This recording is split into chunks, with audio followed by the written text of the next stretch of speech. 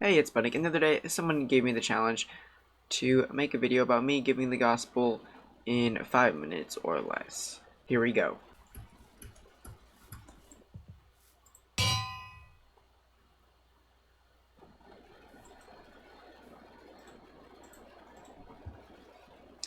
Let's see.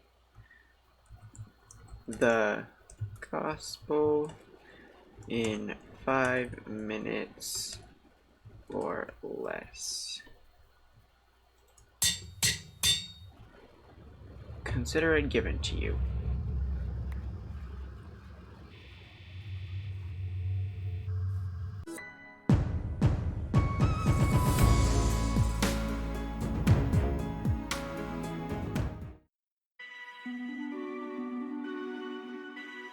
God made the world.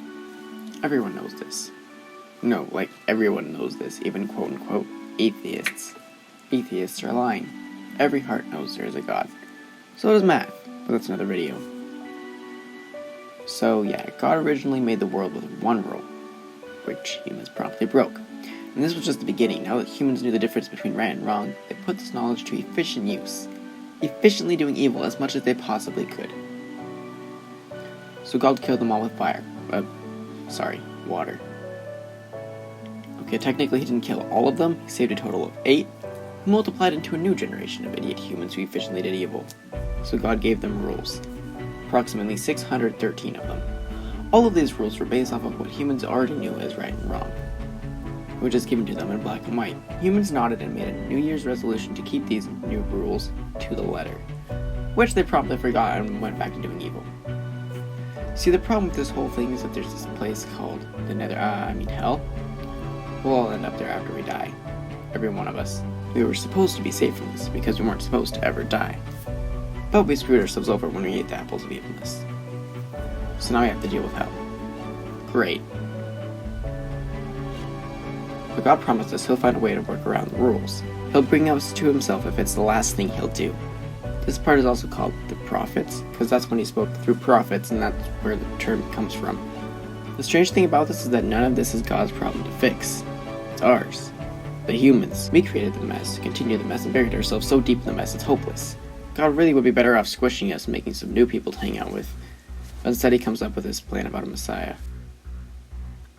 Y'all know how Christmas works. Everybody knows how Christmas works.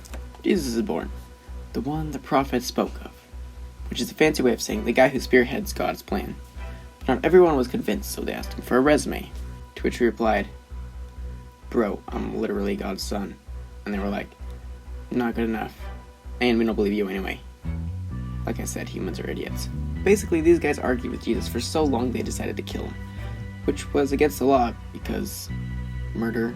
So they pulled some strings, held some illegal trials, talked to a guy who knew a friend who knew a guy who ended up passing things on to another guy that just handed him back to the last guy who executed him. This last guy was Roman, by the way, so execution wasn't anything humane like a French guillotine. Crucify him. He stuck him on a cross, and he died about 6 hours later. And that, guys, is a very anticlimactic end to the gospel story. We ridiculed and killed the one thing that could save us from this mess. God's plan to bring us back to himself, to bypass hell, and to rectify our mistakes had failed. Sike! God knew this would happen. This was all part of the plan. Because we made the mess, we were supposed to go to hell, the ultimate death for ultimate idiocy. But God slipped in a substitute. Jesus, who we killed, was supposed to die. He was supposed to endure suffering and torment so we wouldn't have to. What people often call the ultimate price. What I call the ultimate perfect sacrifice. Our doom was so inevitable, so ultimately intense that the only thing that could save us was something ultimately perfect. And the only thing so ultimately perfect in this corrupt world is God himself. The gospel story isn't an all-powerful good against an all-powerful evil. It's about an all-powerful good God fighting to save a corrupt, evil race of insignificant humans from themselves. The enemy in the story is us, and our inherent ability to mess up in every possible way. Not Satan or a bunch of demons. They barely show up at all. We're the ones who have caused the issue, and fight to keep ourselves in this mess of idiocy. But God is more powerful and less insignificant, so he wins. Jesus brought us back to God. He bypassed the system, fulfilling the ultimate perfect sacrifice and allowing us to choose between life with Him or the HE double hockey sticks choice from earlier. It's that easy. We need to say thank you and accept. He also left us with a side note that we should love the Lord our God with all our heart, soul, mind, and strength, and that we should love others like we love ourselves. Oh, well, that sounds easy. Actually, it's the same rules as earlier, just the condensed format. Thank you for watching. Consider subscribing and liking the video if you enjoyed this. If y'all really seem to like this one, I'll try to make another one. We'll stop out something. Oh, what about that Jesus guy? Don't worry about him. He didn't stay dead. He rose from the grave 3 days later. Like I said, he's all powerful. See you next time, guys. God bless.